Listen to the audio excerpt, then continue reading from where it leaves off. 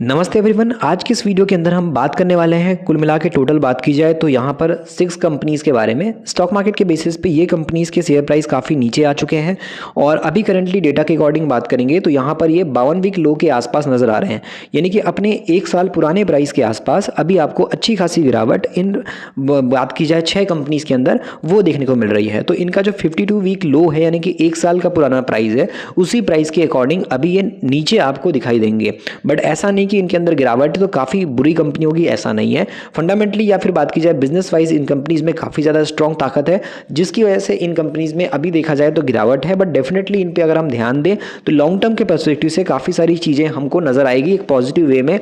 बाकी परेशान गिरावट वाले इन कंपनीज के हिसाब से इनको नेगेटिव में लेंगे, बट जिन कंपनीज के हिसाब से आपको डिस्काउंट के बेसिस पे ध्यान रखना है तो ये वीडियो डेफिनेटली आपके काम आ सकता है। बाकी याद रहे कि इस वीडियो में हम जो भी 6 कंपनीज की बात करेंगे ये एक एजुकेशन के पर्पज़ पे रहेगी। हमेशा बाकी वीडियोस की तरह कोई भी एडवाइस आपको नहीं रहेगी कि आप इनको खरीद लीजिए। एजुकेशन के हिसाब से एक जानकारी के उद्देश्य से आप इसको देखिए कि कौन सी कंपनीज हैं जो अपने 52 वीक लो पे आ गई हैं और किस इंडस्ट्री की हैं, काम क्या करती हैं, कंपनी के अंदर गिरावट की वजह क्या है, उसको भी आप चाहो तो अपने हिसाब से रिसर्च करके स्टडी कर सकते हो। तो चलिए एजुकेशन के हिसाब से इन 6 कंपनीज को डिस्कस करते हैं और मार्केट के हिसाब से इन कंपनीज पे एक बार नजर डाल लेते हैं। सबसे पहले बात की जाए तो यहाँ पर जो कंपनीज है ब्लू चिप इंडाइसेस के हिसाब से देखा जाए तो मार्केट में काफ़ी कंसर्न नजर आता है और इसमें से एक कंपनी ऐसे निकल के आई टीसीएस, जिसने काफ़ी अच्छी ग्रोथ दिखाई। बाकी ओवरऑल मार्केट के हिसाब से बात की जाए तो दबाव काफ़ी बड़ा अभी लगातार चल रहा है और काफ़ी सारी जो यहाँ पे लार्ज कैटेगरी की और मिड कैटेगरी की कंपनीज है उनके अंदर हम बात करें तो 52 वीक यानी कि लो के हिसाब से 1 साल पुराना प्राइस नजर आ रहा है। तो सबसे पहली कंपनी यहाँ पे निकल के आती है टाटा एलेक्सी, और आपको पता होगा ये कंपनी आईटी के बेसिस पे काम करती है और काफ़ी ब्रांडेड कंपनी है।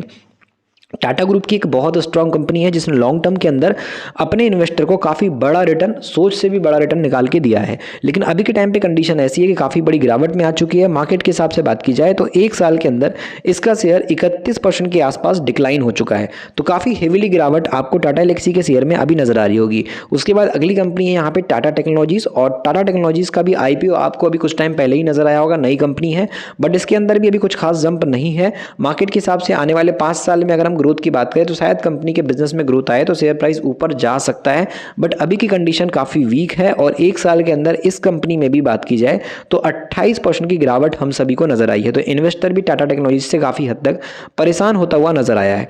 उसके बाद है यस बैंक, जो हमेशा चर्चाओं में रहती है। यस बैंक की बात की जाए तो इसने भी मार्केट के अंदर हम देखें तो 1 साल में 29% की आसपास की गिरावट दिखाई है। इन्वेस्टर इस कंपनी में भी काफ़ी हद तक परेशान नजर आ रहा है।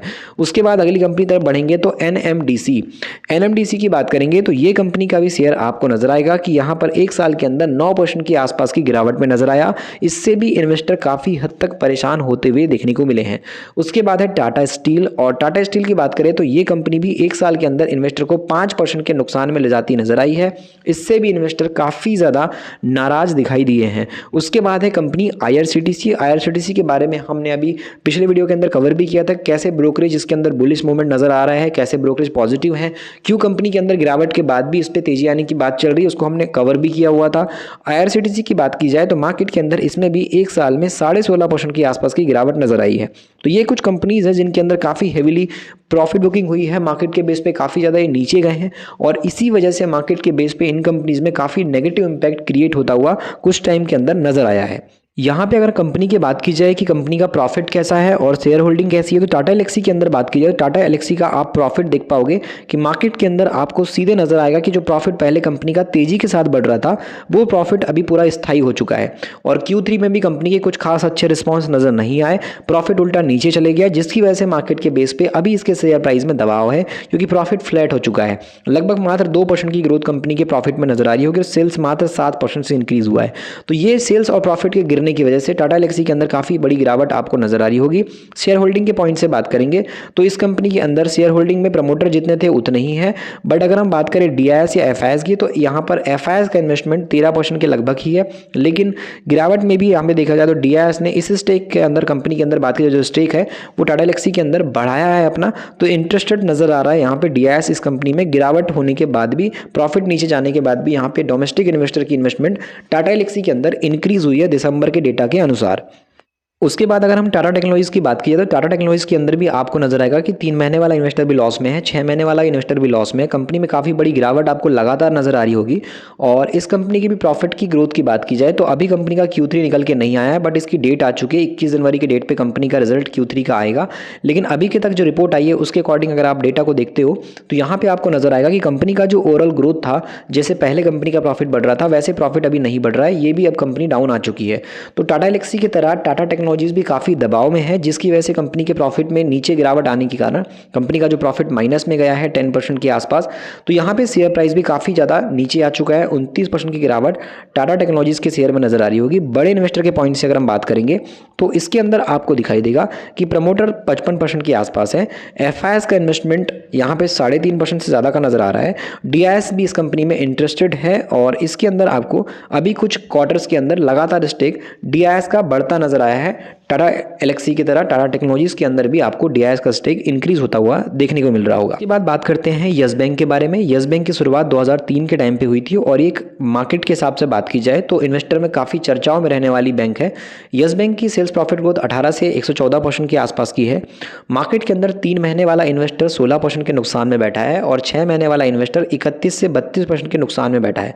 तो यस बैंक के अंदर भी काफ़ी बड़ी गिरावट आपको नजर आ रही होगी। मार्केट के पॉइंट से बात करेंगे तो इस कंपनी के अंदर भी अगर आप देखो तो रिजल्ट जो है वो 25 जनवरी के 2025 के टाइम पे आने वाले हैं Q3 के रिजल्ट यस बैंक के। मार्केट के बेस पे अगर हम यहाँ पे ईयरली बेस पे कंपनी के नेट प्रॉफिट को देखेंगे तो काफ़ी कम टाइम के अंदर इंप्रूवमेंट आई है। 736 करोड़ से 1285 और 1285 1792 काफ़ी अच्छी इंप्रूवमेंट आई है मार्केट के बेस पे। जो पहले पूरे माइनस में सेल्स प्रॉफिट चल रहा था, आज के टाइम पे इस कंपनी का जो प्रॉफिट ग्रोथ सेल्स ग्रोथ है वो 18% और प्रॉफिट ग्रोथ 114% है। तो सेल्स और प्रॉफिट दोनों में इंप्रूवमेंट है, बट शेयर प्राइस में काफ़ी बड़ी गिरावट है। यस बैंक के शेयर होल्डिंग की बात करेंगे तो यहाँ पर आपको नजर आएगा कि यहाँ पे शेयर होल्डिंग के बेस पे डीआईएस का जो स्टेक है वो टाइम के अकॉर्डिंग धीरे धीरे बढ़ रहा है। वहीं जितने पहले एफआईएस थे, एफआईएस जितने के उतने ही हैं। तो अगर हम देखें तो यहाँ पर इस कंपनी में भी अब काफ़ी लोग ध्यान देते हुए यस बैंक पे नजर आ रहे हैं। यहाँ पर अगली कंपनी निकल के आती है एनएमडीसी लिमिटेड। एनएमडीसी लिमिटेड का शेयर भी 3 महीने के अंदर 19% का नुकसान इन्वेस्टर का करा चुका है। 6 महीने के अंदर 23% तक की गिरावट दिखा चुका है। तो मार्केट के पॉइंट पे देखा जाए तो ये भी काफ़ी नीचे मार्केट में गिरावट में नजर आ रहा है। इस कंपनी की भी अगर हम बात करेंगे तो यहाँ पर आपको नेट प्रॉफिट के बेस पे देखा जाएगा तो यहाँ पे थोड़ी थोड़ी ग्रोथ जो है इंप्रूवमेंट के हिसाब से पहले कम हुई थी वो अभी बढ़ती नजर आ रही है। बट अगर आप देखोगे तो कंपनी के अंदर सेल्स भी इंप्रूव हुआ है 17% से और कंपनी का जो प्रॉफिट का ग्रोथ है वो भी इंप्रूव हुआ है 25% से। तो मार्केट के अंदर अभी भी गिरावट 11% की है। तो यहाँ पे शेयर होल्डिंग के डेटा के अकॉर्डिंग बात की जाए तो यहाँ पर आपको नजर आएगा कि इसके अंदर दिसंबर के डेटा के हिसाब से प्रमोटर जितने थे उतने ही हैं, लेकिन एफआईएस का इन्वेस्टमेंट 12% है। लेकिन डीआईएस के इन्वेस्टमेंट की बात की जाए तो वो अभी इंक्रीज हुआ है 14% से थोड़ा सा बढ़ करके 15% के लगभग में। तो एनएमडीसी के अंदर भी डीआईएस काफ़ी हद तक इंटरेस्टेड नजर आ रहा है। उसके बाद बात करते हैं टाटा स्टील के बारे में। टाटा स्टील में 3 महीने में 20% की गिरावट है, 6 महीने के अंदर 23% की गिरावट है। और टाटा स्टील के पॉइंट पे बात की जाए तो काफ़ी बड़ा प्रॉफिट बुकिंग इसमें हुआ है, काफ़ी बड़ा दबाव आपको नजर आ रहा होगा। प्रॉफिट के बेस पे अगर हम देखेंगे तो टाटा स्टील का जो प्रॉफिट था वो एकदम से बात की जाए तो 8,000 करोड़ के प्रॉफिट से सीधे 4,900 करोड़ के नुकसान पे चला गया था, जिसकी वजह से इन्वेस्टर इस कंपनी में काफ़ी बड़ी गिरावट करते नजर आए। प्रॉफिट बुक कर दिए, शेयर बेचने लगे, सेल कर दिए। तो उस पॉइंट पर टाटा स्टील काफ़ी नेगेटिव में चला गया था, लेकिन वापस से प्रॉफिट बड़े हैं। बट ऑल टाइम हाई जो प्रॉफिट इस कंपनी का 8,000 करोड़ है उससे काफ़ी दूर प्रॉफिट है। इसकी वजह से मार्केट के अंदर इंप्रूवमेंट तो आई है 4,919% की प्रॉफिट में, लेकिन अभी भी शेयर प्राइस का गिरावट में नजर आ रहा है।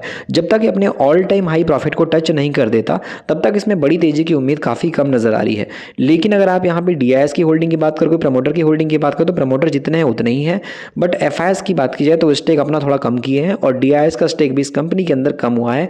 पब्लिक ने अपना थोड़ा सा स्टेक इसमें इंक्रीज किया है आईआरसीटीसी में भी 3 महीने में नुकसान है, 6 महीने के अंदर भी नुकसान है। कंपनी के प्रॉफिट की बेस की बात करोगे तो प्रॉफिट इस कंपनी का फ्लैट है। कंपनी के प्रॉफिट फ्लैट होने की वजह से मार्केट के अंदर आप देखोगे तो शेयर प्राइस काफ़ी डाउन है, कुछ खास ग्रोथ कंपनी के प्रॉफिट में नहीं है। तो कंपनी में 3 महीने और 1 साल वाला इन्वेस्टर, 3 साल और 1 साल वाला इन्वेस्टर नुकसान में बैठा है। बट अगर आप यहाँ पे देखोगे तो मार्केट के हिसाब से शेयर होल्डिंग के पॉइंट से देखोगे तो अभी भी इस कंपनी में डीआईएस एफआईएस की इन्वेस्टमेंट ठीक ठाक बैठी है, ना तो ज़्यादा बेच रहे हैं ना ही खरीद रहे हैं। तो ये टोटल हमने यहाँ यहाँ पे जो है 5 से 6 कंपनीज हो गई टोटल। तो यहाँ पे जो कंपनीज हैं उनको हमने डिस्कस किया था, नॉलेज के हिसाब से डिस्कस किया। यहाँ पे कोई भी आपको एडवाइस नहीं दी कि इन कंपनीज को आप खरीद लो। हमने यहाँ पे जो कंपनी डिस्कस की ये सिर्फ और सिर्फ एक जानकारी के उद्देश्य से आपको जो है 6 कंपनीज बताई थी। अगर आपको मार्केट सीखना है तो आप ई बुक पढ़ सकते हो, मिडिल क्लास का स्टॉक मार्केट ई बुक। इसकी लिंक आपको डिस्क्रिप्शन में मिल जाएगी। उस लिंक के जरिए मार्केट को सीख सकते हो, समझ सकते हो और अपने मार्केट की जर्नी को काफ़ी आसान बना सकते हो शुद्ध हिंदी में मिडिल क्लास का स्टॉक मार्केट ई बुक को पढ़ करके।